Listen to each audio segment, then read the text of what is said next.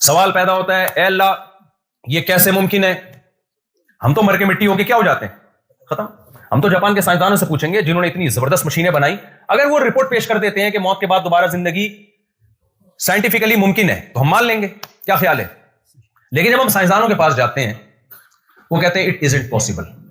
اب جاپانی میں پتہ نہیں اس کو کیا کہتے ہیں، یہ ناممکن ہے کہ انسان مرنے کے بعد دوبارہ بولو زندہ ہو. میڈیکلی کہتے ہیں یہ ممکن، بولو نہیں، میڈیکلی یہ ممکن نہیں.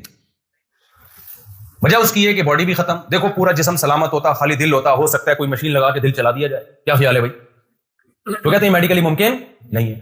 اللہ کہتا ہے کہ اس سوال کا جواب کہ یہ ممکن ہے یا نہیں یہ سائنسدانوں سے مت پوچھو، یہ اس سے پوچھو جس نے پہلی دفعہ بنایا. پہلی دفعہ بننا بھی میڈیکلی ممکن نہیں تھا، سائنٹیفکلی ممکن نہیں تھا، کیونکہ تم کچھ بھی نہیں تھے، یہ کائنات بالکل بھی نہیں تھی. ہم کہتے ہیں دھماکے سے وجود میں آئی ہوگی، دھماکے سے آٹومیٹیکلی اتنا خوبصورت دھماکہ اور ایسی انرجی اور اتنا میٹیریل کہاں سے آیا کہ اس دھماکے کے بعد سورج، چاند، ستارے اور بارشیں اور سمندر میں مچھلیاں اور مچھلیوں کی خوراکیں اور انسان اور وسیم بھائی، غفار بھائی، ستار بھائی، یہ دھماکے کے نتیجے میں سارے اچک زئی، کاکڑ زئی اور مختلف قسم کے زئی اور جاپانی اور چائنی اور اتنی اور پھل فروٹ اور بیلیں اور کریلے اور میٹھے انار اور یہ ساری چیزیں دھماکے کی پیداوار خدا کی قسم نہیں ہو سکتی.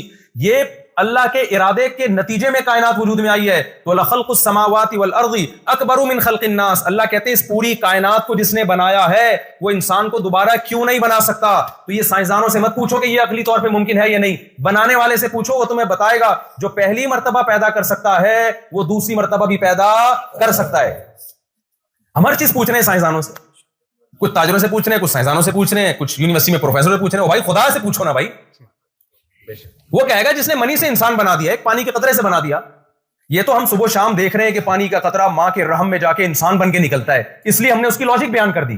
اگر یہ پروسیس اپنی آنکھوں سے نہ دیکھا ہوتا، کوئی مان لیتا کہ اس قطرے میں آنکھ بھی بن سکتی ہے، ناک بھی بن سکتا ہے، دماغ بھی بن سکتی ہے، دل بھی بن سکتا ہے اور دل کی حرکت بھی ہو سکتی ہے، دل پمپ بھی کر سکتا ہے، ناخن اور سر کے بال اور پورا انسان بن کے ماں کے پیٹ سے باہر نکلے گا، اور جس دن باہر آئے گا اسی دن ماں کی چھاتیوں میں دودھ پیدا ہو جائے گا، اور اس بچے کو کچھ نہیں پتا ہوگا لیکن یہ پتا ہوگا دودھ یہاں سے ملے گا اور ایسے حلق میں اترے گا.